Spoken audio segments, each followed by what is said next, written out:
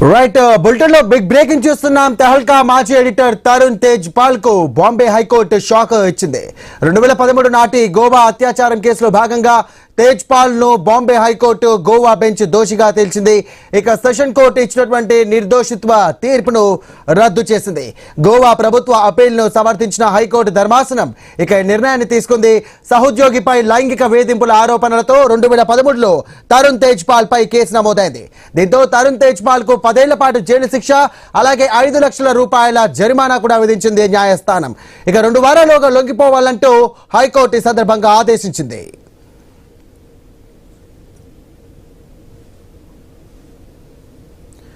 Right Tehelka మాజీ editor Tarun Tej Paul కు Bombay high court shock ఇచ్చింది. 2013 నాటి గోవా అత్యాచారం కేసులో భాగంగా తేజ్ పాల్ ను బాంబే హైకోర్టు గోవా బెంచ్ దోషిగా తేల్చింది. ఇక సెషన్ కోర్టు ఇచ్చినటువంటి నిర్దోషిత్వ తీర్పును రద్దు చేసింది. గోవా ప్రభుత్వ అపీల్ ను సమర్థించినటువంటి హైకోర్టు ధర్మాసనం ఇక నిర్ణయాన్ని తీసుకుంది.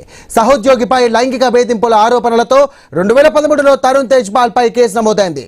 దీంతో తరుణ్ తేజ్ పాల్ కు 10 ఏళ్ల పాటు జైలు శిక్ష, అలాగే 5 లక్షల రూపాయల భారీ జరిమానాను కూడా విధించింది న్యాయస్థానం. ఇక 2 వారాల్లోగా లొంగిపోవాలంటూ హైకోర్టు సందర్భంగా ఆదేశించింది.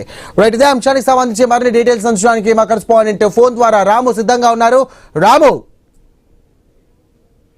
తెహల్కా మాజీ ఎడిటర్ తరుణ్ తేజ్ పాల్ కు 13 ఏళ్లుగా కొనసాగుతున్న అత్యాచార కేసులో భారీ ఎదురుదెబ్బ తగిలింది. అయితే బాంబే హైకోర్టు గోవా బెంచ్ సంచలన తీర్పు వెలువరించింది. 2021లో గోవా సెషన్స్ కోర్టు ఇచ్చిన తీర్పును పూర్తిగా రద్దు చేస్తూ గోవా ప్రభుత్వం దాఖలు చేసిన అప్పీల్ ను హైకోర్టు సమర్థించింది. అయితే శిక్ష ఖరారు చేస్తూ తరుణ్ తేజ్ పాల్ కు 10 సంవత్సరాల కఠిన కారాగార శిక్ష, అదేవిధంగా 5 లక్షల జరిమానా విధించింది. అలాగే లొంగిపోయేందుకు 2 వారాల గడువు కూడా ఇచ్చింది. అయితే ఈ కేసులో 2019లో గోవాలో జరిగిన ఒక సాహిత్య కార్యక్రమంలో సందర్భంగా నమోదైన తెహల్కా సంస్థలో పనిచేస్తున్న ఓ మహిళా సహోద్యోగిపై హోటల్ లిఫ్ట్ లో 2 సందర్భాల్లో లైంగిక దాడికి పాల్పడ్డారని తరుణ్ తేజ్ పై ఆరోపణలు వచ్చాయి. బాధితురాలు ఫిర్యాదు ఆధారంగా గోవా పోలీసులు అత్యాచార సహా పలు సెక్షన్ల కింద కేసు కూడా నమోదు చేసి దర్యాప్తు చేపట్టారు. అయితే ఈ కేసు దేశవ్యాప్తంగా కూడా తీవ్ర చర్చకు అయితే దారితీసింది. అయితే 2011లో గోవా సెషన్స్ కోర్టు తేజ్ పాల్ ను నిర్దోషిగా ప్రకటించింది. ఆ తీర్పును సవాల్ చేస్తూ గోవా ప్రభుత్వం బాంబే హైకోర్టును కూడా ఆశ్రయించింది. సాక్ష్యాధారాలు, బాధితురాలు వాంగ్మూలం, విచారణలో నమోదైన అంశాలను మరోసారి పరిశీలించిన హైకోర్టు సెషన్ కోర్టు తీర్పులో లోపాలున్నాయని పేర్కొంటూ దాన్ని రద్దు చేసింది. అనంతరం తేజ్ పాల్ ను దోషిగా తేల్చి శిక్ష విధించింది. అదే తీర్పు అనంతరం తరుణ్ తేజ్ పాల్ ఈ నిర్ణయాన్ని సుప్రీంకోర్టులో సవాల్ కూడా చేస్తామని ప్రకటించినట్టు సమాచారం ఉంటుంది. మరోవైపు ఈ తీర్పును గోవా ప్రభుత్వం అయితే స్వాగతించిన పరిస్థితి అయితే కనిపిస్తుంది. సాయి రైట్ ఒక విధంగా చూసినట్టయితే తేజ్ పాల్ ను తక్షణమే అరెస్ట్ చేయాలి. బాధితురాలు తండ్రిక వయసులో ఉన్నటువంటి అతడు ఈ నేరానికి పాల్పడ్డాడు.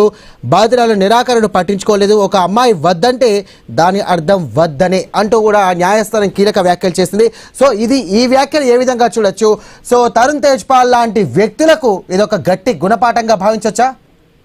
ఎస్ఐ ఎందుకంటే 13 ఏళ్లుగా ఒక మహిళ తన న్యాయం కోసం కోర్టు చుట్టూ తిరిగి తాను తప్పు చేశాడు ఒక వ్యక్తిని చెప్పినప్పుడు కూడా అప్పటి ఏదైతే కోర్టు ఉందో కోర్టు మాత్రం నిర్దోషిగా ప్రకటించిన పరిస్థితి కనిపించింది. అయితే దీన్ని సవాలు చేస్తూ, ఎందుకంటే పక్కా ఆధారాలు సాక్షులు ఉన్నారని దీన్ని సవాల్ చేస్తూ కూడా గోవా సెషన్స్ కోర్టులో దీనికి సంబంధించి కూడా బాంబే హైకోర్టులో కూడా వేయడం జరిగింది.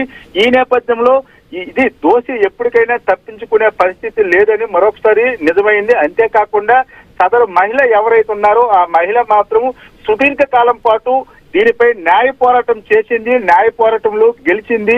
ఈ నేపథ్యంలో ఈ ఏదైతే తెహల్కా మాజీ అయితే తరుణ్ తేజ్ పాల్ తాలూకా కేసు అనేది మహిళల పట్ల అసభ్యంగా ప్రవర్తించి వారి అంగీకారం లేకుండా వారిపై లైంగికంగా దాడి చేసిన ఎంత పెద్ద వ్యక్తి అయినా సరే న్యాయస్థానం ముందు శిక్ష అనుభవించవలసిందే అనే మరొకసారి రుజువైంది కేసు పరంగా మనం చెప్పుకోవచ్చు. సాయి రైట్ ఇటు చట్టాలు ఎన్ని వచ్చినప్పటికీ కూడా ఏదో ఒక లొసుగులో కూడా బయటకు వచ్చినటువంటి పరిస్థితులు చాలా చూసాం. బట్ ఇలాంటి కేసుకు సంబంధించి కూడా ఎన్ని లొసుగులు ఉన్నప్పటికీ కూడా ఇటు కింది స్థాయి కోర్టు నిర్దోషిగా ప్రకటించినప్పటికీ కూడా ఇటు హయ్యర్ అఫీషియల్స్ హైకోర్టు ఈ యొక్క నిర్ణయం ఏదైతే ప్రకటించిందో ఇది ఏ విధంగా చూడొచ్చు? ప్రస్తుతం ఆ బాధితురాలు ఏమన్నా బయటకు వచ్చి మాట్లాడిందా? సో వారి కుటుంబ సభ్యులు ఏమంటున్నారు? ప్రస్తుతానికి బాధితురాలు సంబంధించి అయితే ఎటువంటి వెర్షన్ కూడా బయటికి రాలేదు. అయితే ఇందులో ఇంకొక విషయం ఏంటంటే తరుణ్ తేజ్పాల్ ఈ కోర్టుకు సంబంధించి సుప్రీంకోర్టులో కూడా సవాల్ చేస్తామని తరుణ్ తేజ్పాల్ సంబంధించిన అనుచరులు అయితే ప్రకటించినట్టు సమాచారం అయితే ఉంటుంది. ఎందుకంటే ఒకసారి నిర్దోషిగా బయటపడ్డాడు, 13 ఏళ్ళు అయింది. అయితే మళ్ళా హైకోర్టు ఏదైతే తీర్పునిచ్చిందో దానికి సంబంధించి శిక్ష కూడా విధించింది.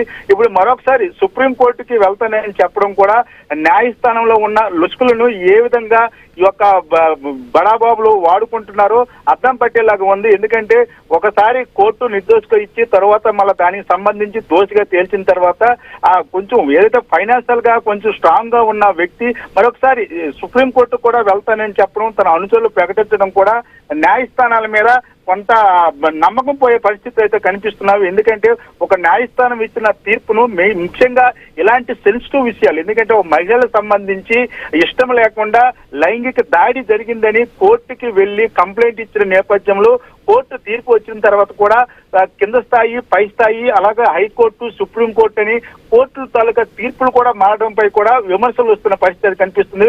మరి ఈ నేపథ్యంలో సుప్రీంకోర్టుకు ఒకవేళ ఏదైతే ఈ తరుణ్ తేజ్పాల్ వెళ్తే అక్కడ ఎలాంటి పరిస్థితులు ఉంటుంది, అక్కడికి ఎన్ని సంవత్సరాలు ఈ కేసుకు సంబంధించి వాదోపవాదాలు జరుగుతాయనేది కూడా కొంత ఆసక్తికర పరిస్థితులు అయితే నెలకొన్నాయి. సాయి రైట్, థ్యాంక్ యూ రాము.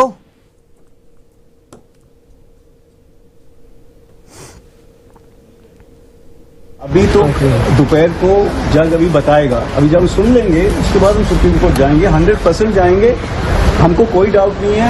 हम 13 साल से एक पॉलिटिकल वेंडारा के पीछे, तहलका के काम की वजह से पीछे मेरे पीछे पड़े हुए हैं. तो हम लोगों ने इस ट्रायल कोर्ट में 7.5 साल पूरा केस लड़के हम लोग अक्विट हुए. अभी ये लोग फिर पीछे पड़ गए हैं. जो इनके साथ लोग हैं उनको तो ये सब अक्विट कर देते हैं. और कुछ ऐसी पत्रकारिता भी की जिससे वेस्टेड इंटरेस्ट, पॉलिटिकल इंटरेस्ट को कोई नुकसान हुआ. अब उसके पीछे ये लोग बदला लेने के भाव से 13 साल से हमारे पीछे पड़े हैं.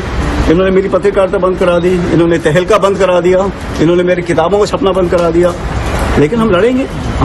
मेरे को पूरा फेथ है कि इतनी बड़ी जुडिशरी में ऐसे जज हैं जो सच देखेंगे और सच एकदम से सामने आएगा. एक बार आ चुका है ट्रायल कोर्ट में, जिसने 1.5 साल मेरा ट्रायल चला, डे ऑन डे, क्योंकि वो ऑर्डर डे ऑन डे का ट्रायल था. और इतना मटेरियल है, अगर आप लोग मेरे से बात करना बंद करें और जाके कोर्ट में एविडेंस देखें, इतना एविडेंस है कि मेरे को 10 बार बरी हो जाना चाहिए, एक बार भी नहीं. See, the judgment has still not been uploaded. So once we go through the judgment and find the reasons, we will be able to comment on how it is. So he's been convicted for all the offences that he was charged for, and he has been sentenced to 10 years rigorous imprisonment and a fine of 5 lakhs. That is the maximum, that because it has to be done concurrently. Okay. When is surrendering? He has been given 2 weeks' time to surrender. Okay. Yeah. See,